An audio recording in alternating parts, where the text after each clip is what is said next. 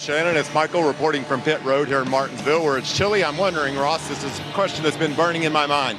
Is this optimal weather for growing watermelons? No. Florida is right now, but not here. So we need a little bit more temperature, not only for melons, but also for this track to dry. What are you hearing from NASCAR as to when we might go racing? That's a very serious interview, Michael. 8:20. I take the over/under at 8:19 and a half, so I'll take the over. Well, I try to be serious every now and then so people know that I'm getting deep inside information out of you. We just talked about long shots and winners, and were both of those when this season started. This place reminds me of a road course, the way you're constantly shifting and all the action that's going on. I'll tell you something else real quick. I went 0 for 56 here. I couldn't drive a car with both hands. How are you doing all this shifting? Well, maybe that's my problem. The GoPro Chevy in qualifying, I think I took a right like I was at COTA, but there's only left turns here. So I'm struggling. And obviously both of my teammate Daniel is. I think he's a little bit better than me, so we've got to get our GoPro Chevy turning better, and we'll be okay. Okay. Have a fun spring when those melons start growing. Hey, Paul, this is pretty serious action. You got to get the ground dry, right? Very serious action. If it's not dry, we're going to slip. Driver won't get out of their pit box. We got to be on it. On it. When I think of on it, I think of Paul Swan. He's a serious basketball player and a great athlete.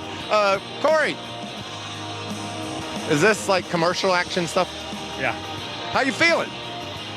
We're wedged in between the guy who won last week and the hottest guy in NASCAR, Ross Chastain. So we're in a decent spot.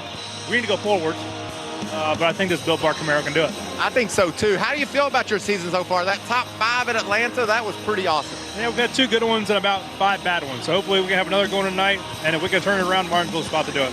It certainly is a great racetrack. I love what you said on your social media. Saturday night, short track action. How good does it feel to be a part of NASCAR and being on this great stage here in Martinsville? I love Martinsville. I love the fans here at Martinsville. They're always pumped up. Once we get this thing dry, we're going to put on a show. Yeah, and tell me about one last thing. I'm trying to be serious today. The hair in this weather, is it doing like you hope? Like hanging in? Me. How's it look? Looks pretty. I'd say it looks very intimidating to the competition. I see Harrison Burton down here. I'm gonna get his opinion on a serious question as well. Harrison, you drive for the Wood Brothers. You're in Martinsville, Virginia. How cool is that?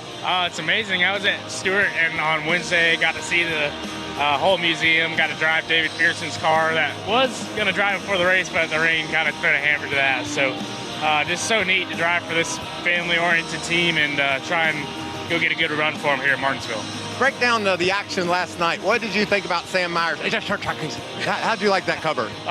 He did a good impression of my good buddy Joey, and yeah, that was a wild race. I know the fans had fun here watching. I had fun in my motorhome. I was going nuts. So I'm just a fan of racing, so it's pretty fun for me to just get behind and watch those guys go to work. That's a tough series. I just came out of it, and those guys get after it. Do you ever pinch yourself and say, I drive for the Wood Brothers? This has got to be the coolest thing in the world. It is, and just to try and carry on the legacy that came before me with the great drivers. I mean, you know all about it, obviously, and so it's a true honor, and I'm just happy to try and carry on that legacy. Well, have fun racing when we get going. It's not going to be long down here, Shannon. The track is drying. The teams are excited. There's a lot of energy. A lot of energy, right? A lot of energy. Enough energy to stay warm.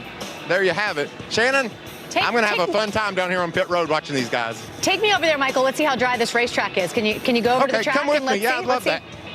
I knew what you were doing there, Michael, by the way. You being serious about the meteorologist and the serious stuff with Ross Chastain. I don't think you got it. It's looking pretty good. Yeah, it's looking dry. Well, I want to break down this track right now. We have a really dry groove. The concrete's dry. We have a really dry groove down the middle of the front straightaway, but up top and down low, it's still wet.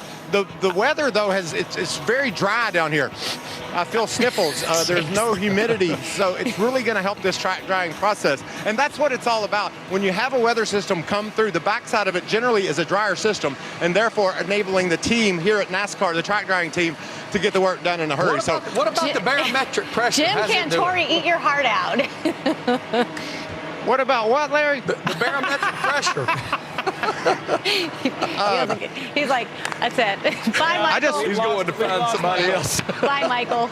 I just want to thank y'all for the opportunity to be a meteorologist. I feel like I really brought it. We love you. We love you, Michael. I'm with Ross. It's going to be under 8:20. I'm feeling a little better about it. Yeah, we love you, Michael. Have fun out there. Time now for a little